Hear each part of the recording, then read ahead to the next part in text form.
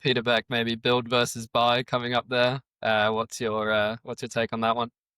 No, it's always an interesting one, especially of course when you get to a certain size. But I think just the reality is that what we see is it's really, really hard to be feature wise unique. It's not the fact that you have a feedback functionality or you have a XYZ functionality, because any functionality that somebody comes to us with, we would very likely be able to ship in a quarter or similar. So it's a lot more about how do you deploy it.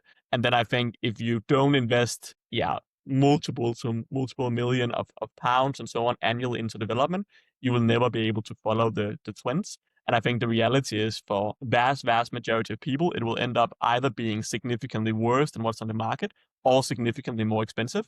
But I think when it comes to technology, I think where some people maybe sometimes think it a little bit wrongly from my perspective is that I think it's fine to have a piece of technology, a vendor that you use or similar, and say, hey, we use them, and then kind of thinking that okay, now I've done what I need to do. I'm technical savvy now. I'm up to date. But I think in reality, it's a lot about how do you make concepts around it, how do you use it, how do you do so every Friday, the dish of the day is something that the guests in the building can vote on what's going to be on. How do I get the feedback? How do I then improve it? How do I make the loyalty schemes that actually impact the people live? How do I use nutritional tracking as a differentiator from experience? So I think there's so much more than just saying I have a AI till, I have an app, I have signage and these things about how do you actually build a concept and an experience around it, where I still see that there is some that is really progressive and really great at that, but there's also others that are still maybe to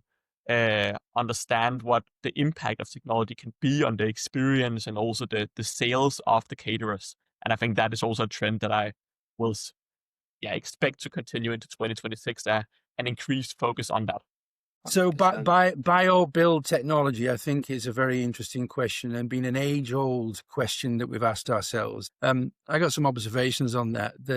Why would a top-tier technology company do their own food service? And therefore, why would the food service companies try and build their technology, right? Because there's a graveyard out there of failed technologies that have been attempted to be developed by contract caterers and food service organizations.